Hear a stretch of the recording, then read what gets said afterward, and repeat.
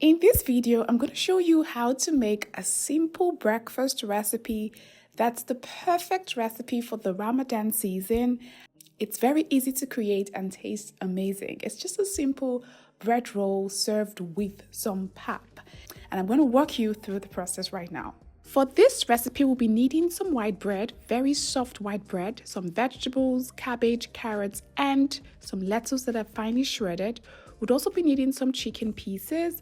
I'm using chicken breast, but you can use any chicken part of your choice. We'll need some mayonnaise, some butter, milk, sugar, some pap, also known as akamu, black pepper, and some salt to taste. As usual, the full ingredient list will be on our website and the link would be in the description box down below, so be sure to check it out there, okay?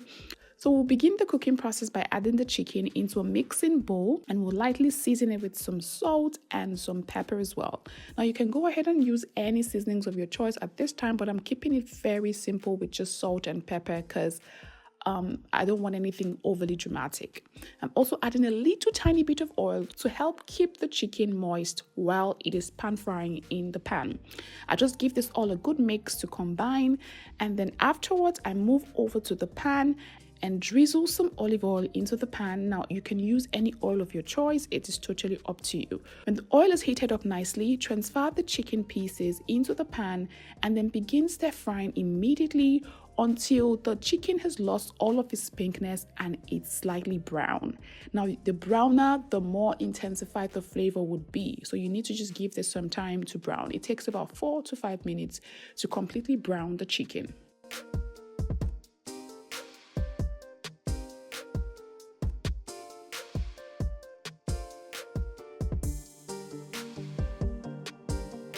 Afterwards, take the pan off the heat and set aside.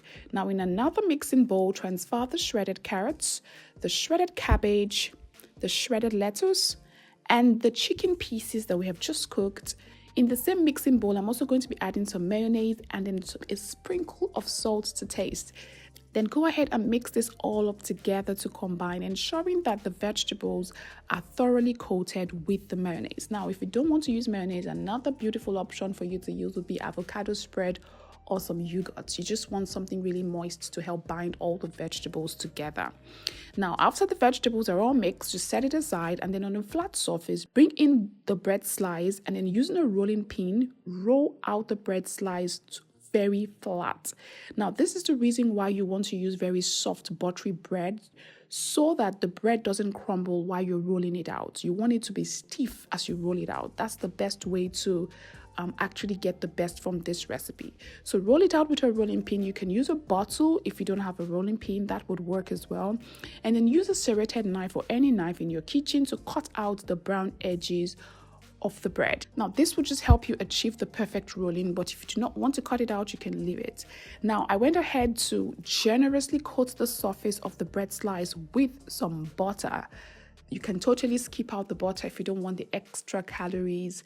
It's totally up to you, but I mean I decided to use it. Afterwards, I put a tablespoonful of the vegetable mixture on one side of the rolled out bread slice, and then from that side that I put the vegetable mixture, I just roll it up tightly and firmly to the other end of the bread slice to form the perfect bread roll. And that's exactly what you want to have. Now, this is a perfect recipe to actually make with your kids or your family around. Everyone would have something to do, and it's just very easy to create.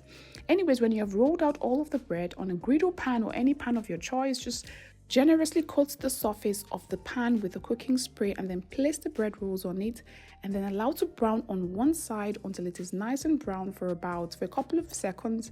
Then flip to the other side and allow to brown as well. Afterwards, you just take it out and set it aside on a plate. Now, I just served it on a plate and just garnished it with some lettuce leaves.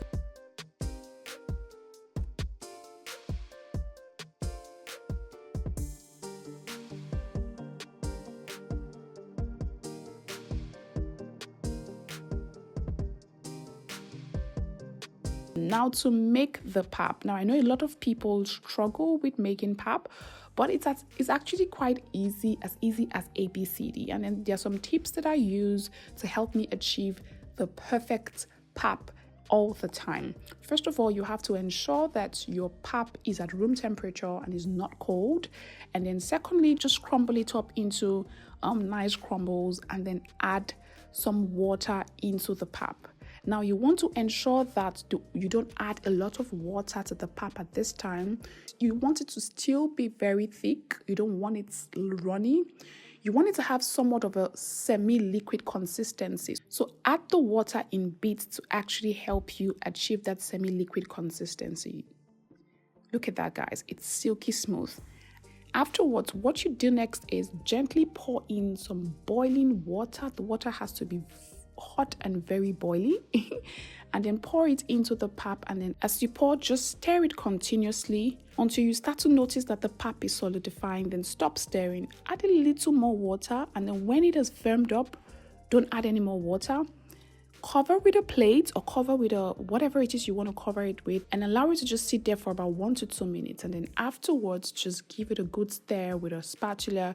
You will notice that there would be no lumps, there would be no whatever. It's just going to be silky smooth and it's just going to be very perfect. Now, if you want to thin this out, if you feel like the pap is too thick and you want to thin it out, you can add some more hot water to it, or you can just thin it out with some milk. Whichever you prefer is up to you. I just served it on a plate. Look at how thick it is. And then I just drizzled some of the milk on it. I'm not adding any sugar to this, guys, but if you want to add some sugar, you can totally go ahead and add sugar to it. And just whatever you do, just enjoy it and have a good time.